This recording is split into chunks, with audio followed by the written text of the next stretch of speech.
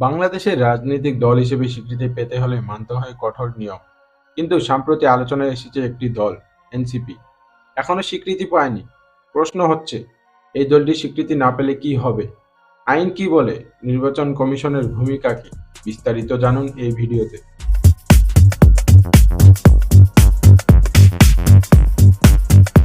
বাংলাদেশের রাজনৈতিক প্রেক্ষাপটে এখন একটি নতুন নাম আলোচনায়, এনসিপি, পুরো নাম ন্যাশনালিস্ট সিটিজেন পার্টি। এ দলের প্রতিষ্ঠাতা ও প্রধান নাহিদ ইসলাম গণতন্ত্র, সুশাসন ও নাগরিক অধিকারের কথা বলে দলটি তরুণ সমাজের একটা অংশে দৃষ্টি আকর্ষণ করছে। কিন্তু প্রশ্ন হচ্ছে, যদি এই দলটি নির্বাচন কমিশনের কাছ থেকে রাজনৈতিক দল হিসেবে স্বীকৃতি না পায়, তাহলে কি হবে? কি হবে দলটির ভবিষ্যৎ? প্রথমে বুঝতে হবে, বাংলাদেশে একটি দলকে রাজনৈতিক দল হিসেবে স্বীকৃতি পেতে হলে নির্বাচন কমিশনের কিছু শর্ত পূরণ করতে হয়। এর মধ্যে রয়েছে নির্দিষ্ট সংখ্যক জেলা উপজেলা পর্যায়ে কার্যক্রম থাকতে হবে, সাংগঠনিক কাঠামো, গঠনতন্ত্র ও নিয়ম নীতি নির্বাচন কমিশনে জমা দিতে হবে, সদস্য তালিকা, আর্থিক বিবরণী, সম্মেলনের দলিল এসব জমা দিয়ে দলটির সক্রিয়তা প্রমাণ করতে হবে। দলটি যেন কোনো রাষ্ট্রবিরোধী বা অসাংবিধানিক কাজের সঙ্গে জড়িত না থাকে। এনসিপি দাবি করছে তারা এসব শর্ত অনেকটাই পূরণ করেছে, তবে স্বীকৃতি এখনো পাওয়া যায়নি। যদি তারা স্বীকৃতি না পায়, তাহলে কিছু বিষয় মাথায় রাখা জরুরি। প্রথমত, স্বীকৃতি না পেলে দলটির জাতীয় সংসদ নির্বাচন বা স্থানীয় সরকার নির্বাচনে দলীয়ভাবে অংশগ্রহণ করতে পারবে না। দলীয় প্রতীক থাকবে না। কোনো প্রার্থী যদি নির্বাচন করতে চায়, তাকে স্বতন্ত্র হিসেবে প্রতিদ্বন্দ্বিতা করতে হবে। এর ফলে প্রচারণা ও জনসমর্থনে ঘাটতি তৈরি হতে পারে। দ্বিতীয়ত, দলটি প্রচার ও মিডিয়া কভারেজ অনেক কমে যাবে। রাজনৈতিক স্বীকৃতি না থাকলে সংবাদ মাধ্যম অনেক সময় গুরুত্ব দেয় না, ফলে সাধারণ মানুষের কাছে পৌঁছানো কঠিন হয়ে পড়ে। তৃতীয়ত, রাজনৈতিক স্বীকৃতি না থাকলে এনসিপি কোনো জোট বা রাজনৈতিক ঐক্য গড়ে তুললেও তাতে কোনো আইনি ভিত্তি থাকে না। এতে তারা প্রভাবশালী দলগুলোর সঙ্গে সমঝোতা বা আলোচনা করতে পারবে না।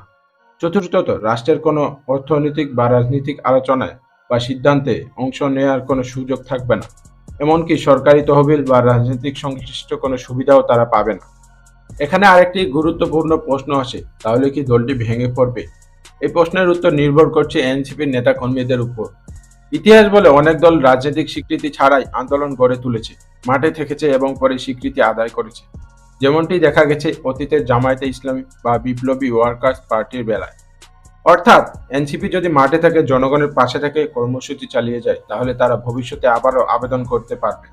নির্বাচন কমিশন স্বীকৃতি দিতে বাধ্য যদি দলটি নিয়ম মেনে কাজ করে। তবে তার জন্য প্রয়োজন হবে সাংগঠনিক কাঠামো, ভিন্ন ধর্মী রাজনৈতিক দর্শন এবং জনগণের অভ্যন্তরীণ সমর্থন। এখানে গুরুত্বপূর্ণ একটি বিষয় হলো, নাহিদ ইসলামের নেতৃত্বে দলটি এখনো তরুণ। নতুন নেতৃত্ব মানে চ্যালেঞ্জ, সন্দেহ, সম্ভাবনার মিশেল। স্বীকৃতি না পেলেও তারা যদি সামাজিক আন্দোলন, শিক্ষা, বেকারত্ব, দুর্নীতি বিরোধী ক্যাম্পেইন চালাতে থাকে, তবে রাজনৈতিক স্বীকৃতি ছাড়াও একটা জন আস্থানি ভিত্তিক দল হিসেবে গড়ে উঠতে পারে।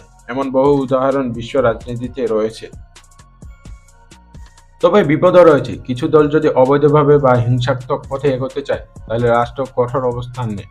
তাই রাজনৈতিক স্বীকৃতি না পেলেও আইনের প্রতি শ্রদ্ধা রেখে গঠনমূলক রাজনীতির পথে এগোতে থাকলে ভবিষ্যতে সুযোগ তৈরি হবেই। সর্বশেষে বলতে হয়, স্বীকৃতি না পাওয়া মানেই শেষ নয়। অনেক বড় রাজনৈতিক দলও শুরুতে স্বীকৃতি পায়নি। পথ চলা কঠিন, কিন্তু অসম্ভব নয়। এনসিপি যদি নিজের সাংগঠনিক কাঠামো দৃঢ় করে, মাঠে থাকে এবং জনগণের আস্থা অর্জন করতে পারে, তাহলে আগামীতে তাদের স্বীকৃতি পাওয়া শুধুমাত্র সময়ের ব্যাপার। এই মুহূর্তে প্রয়োজন রাজনৈতিক পরিপক্কতা, আইন মেনে চলা এবং জনসম্পৃক্ত কর্মসূচি। তবেই তারা বাংলাদেশের রাজনীতিতে নিজের জায়গা করে নিতে পারবে। এরকম আরও ভিডিও পেতে চ্যানেলটিকে সাবস্ক্রাইব করে রাখুন।